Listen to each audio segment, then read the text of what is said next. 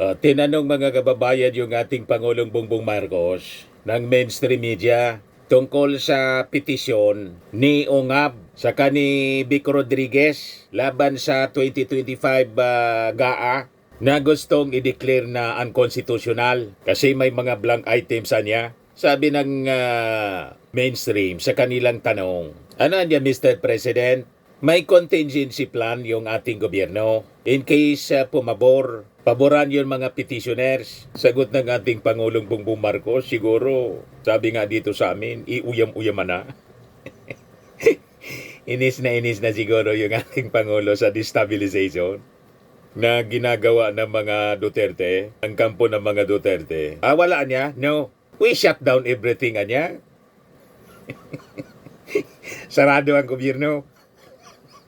Walang budget Yan ang sabi ng ating Pangulong Bongbong Marcos. Damay-damay na. Anyway niya, yan ang gustuhan niya nila. Yung balita dito mga kababayan, report ng ABS-CBN, President Ferdinand Marcos Jr. on whether the government has a contingency plan should the Supreme Court decide in favor of the petition to nullify the 2025 national budget. Sagot ng ating Pangulo, no, we shut down everything. I guess this is what they want, yung matuloy ang destabilization nila.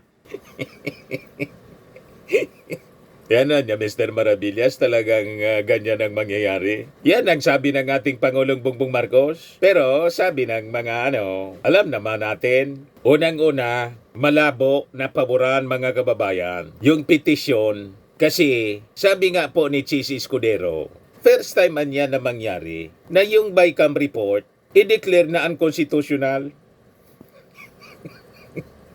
ang dapat niyang i-declare yung GAA. Wala man na niya doon na diferensya na nakita kami. Walang empty o blank items, blank entries. Kaya malabo itong petition po. Ang analysis ng mga experts po, political analyst, talagang pang-distab ito. Destabilization. Kahit yung ating Pangulong Bongbong Marcos, yun ang sinasabi. Isara natin niya. Lahat isara. We shut down everything. Anyway niya, yan ang gusto nila. Yung matuloy ang destabilization nila.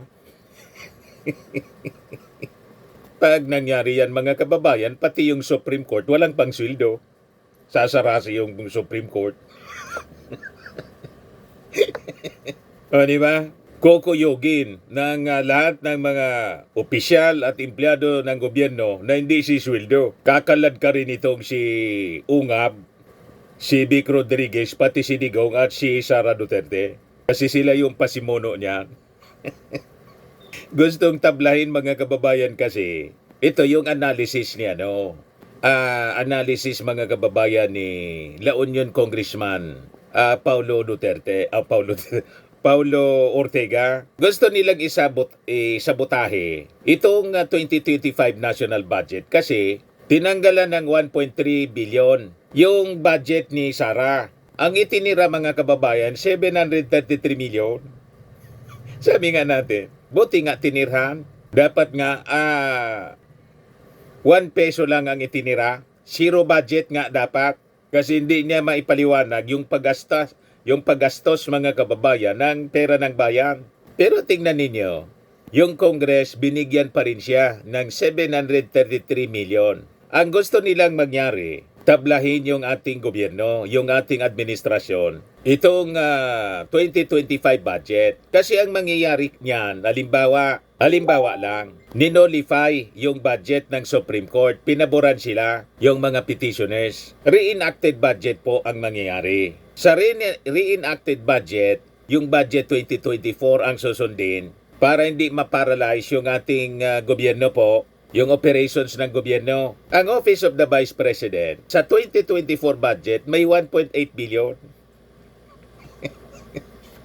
Yun siguro mga kababayan, ang gustong mangyari ng kampo ni Digong na inolify itong 2025 budget para bumalik tayo sa reenacted na lang sa 2024. 1.8 billion yung budget doon Sara, sa Office of the Vice President. So, doblado kaysa sa 733 million na binigay sa kanya, at least may 1.8 billion pa rin siya. O, di ba? So, napaka-selfish, mga kababayan, yung motibo. Dito sa petisyon ni Ongab, saka po ni Vic Rodriguez, dating Executive Secretary. Pero sabi ng ating Pangulong Bongbong Marcos, palaan niya, we shut down everything. Anyway niya, yan ang gusto nila. Yung matuloy yung destabilization nila. Medyo nainis na siguro, mga kababayan, yung ating Pangulong Bongbong Marcos. Pero confident yung ating yung ating gobyerno. Sabi nga ng ating Pangulo, ito anyang dumb blank items in the 2025 budget na sinasabi nila do not exist. Kumbaga dito sa amin, yan anyang kondinadong budget na sinasabi nila, na kondinadong blank items na sinasabi nila sa 2025 budget. Wala man anya. Hindi man anya nag-exist. Yan sabi ng ating Pangulo, I reviewed it, analyzed it, and yes, in parts, vetoed it. So for those of you, in up to now, I cannot find those dumb blank items. We'll keep looking. Pero sabi niya, I really am convinced that they simply do not exist because it is not allowed to exist. So for those of you who think that the presidency is just handshakes and photo ops, I assure you, anya, that fine print is alive in my office as well. Hindi man po siya yung presidente na pirma lang ng pirma ng mga dokumento. Talagang nire-review nila. Napaka-importanting dokumento po. Itong General Appropriations Act, napaka-importanting batas. Yung very existence ng ating government operations mismo, ang nakataya dito, alangan man na approve without thinking.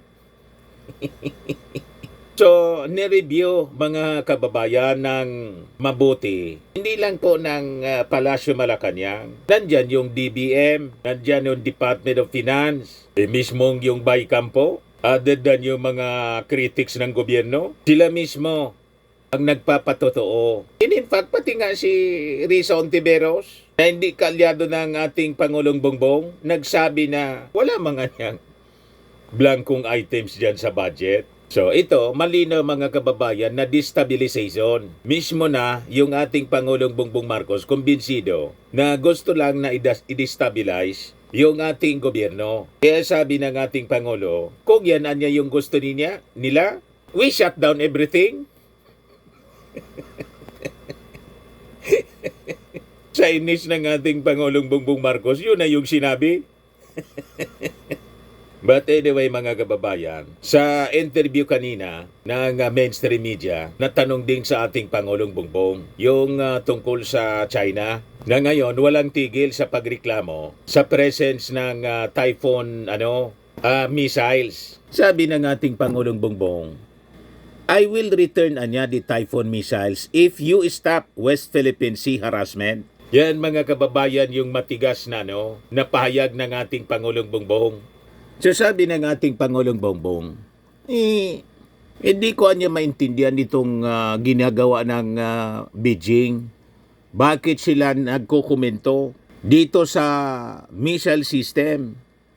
So sabi dito sa balita, in an interview with reporters in Lapu-Lapu City, the President laid down these conditions before he agreed to send back the US Typhoon missile system. Sabi ng ating Pangulo, let's make a deal with China. Stop claiming our territory. Stop harassing our fishermen and let them have a living. Stop ramming our boats. Stop water cannoning our people. Stop firing lasers at us. And stop your aggressive and coercive behavior. I will return the Typhoon missiles. Tama. Yung ambassador mga kababayan ng China, during the celebration ng kanilang Chinese New Year. Let's go back on track anya. Ikayo po ang nawala sa tamang kinalalagyan. Kayo yung gumagawa ng gulo. Kaya kami nagre-react. And we have to secure our country. Kasi nangimasok po kayo dito sa amin. So tama itong sinasabi ng ating Pangulong Bongbong Marcos. Ayaw ninyong mag-armas kami? Ayaw ninyong mag-modernize kami ng aming defense capabilities? Tigilan ninyo yung harassment. Tigilan ninyo yung ginagawa ninyo dyan sa West Philippine Sea. Ibain ninyo yung ginawa ninyong mga artificial islands na ginawa na ninyong military base. Na ang unang sabi ninyo, kaya kayo nagko-construct ng makeshift silungan lang ng mga mangingisda. Sunod naming tingin, permanent structure na, military structure na pala. Di ba dati wala man kayo dyan? So tama lang itong sinabi ng ating ng aming Pangulong Bongbong Marcos. Tigilan ninyo ang harassment, live and let live tayo. Then, ipag-uutos niya na ibalik sa Amerika itong Typhoon missile. Pag hindi ninyo ginawa, tuloy-tuloy kami na mag-armas to defend our territory. Sabi ko nga, mga kababayan, mas maganda may 5,500 nuclear warheads yung Amerika. Pero tingin ko, ito yung direksyon mga kababayan. Itong pagtitraining na sa ating mga sundalo kung paano mag-operate nitong missile launchers po. Kasi yun ang possible plan. Iposisyon yung mga nuclear warheads, kahit 1,000 nuclear warheads po. Para pag pumasok yung China dito, o di ubusan tayo ng lahi. Di ba? Walang magkinabang sa West Philippine Sea. Pati kayo. Yan sabi ng ating Pangulo. Tigil nila yung ginagawa nila. Ibabalik ko lahat yan. Kaya sabi ng ating Pangulo, I do not understand their comments on the Typhoon missile system. We do not make any comments on their missile systems. And their missile systems are 1,000 times more powerful than what we have. So I don't understand. Ang gusto nila mga kababayan, hindi lang tayo gumalaw, matulog lang tayo rito. Habang kinakamkam nila, ginagawa nila yung creeping invasion, matulog lang tayo. Pati yung ating political system, pinasok na nila. May mga kandidato na tayo na agents ng China. You see, ganon sila katindi. Walang tigil sila sa paniniktik sa atin, pangingialam. With ultimate objective po na, alam nyo na, hawakan tayo sa liig. Total invasion. Mga kababayan, yung plano nila. Kaya sabi naman po ni National Security Advisor Eduardo Año, as a sovereign nation niya, ang ating bansa has the right to determine the most appropriate measures to safeguard its security and the well-being of its people. At itong ating programa mga kababayan, atid sa inyo nitong ating mga sponsors, Firmax Firming and Lifting Cream. Pinapay po sa mga pulses in affected area. Mainam po ito sa mga pains at paninigas ng mga kaso-kasuan. Ito sa mukha naman yung application, anti-aging, Automax po siya. Ito ay Glow Zero mga kababayan. Whitening po siya. Made in South Korea. Ito naman po, Nengxia Red Mix Fruit Drink. Gawa po siya sa goji berry. May anti-cancer properties po siya.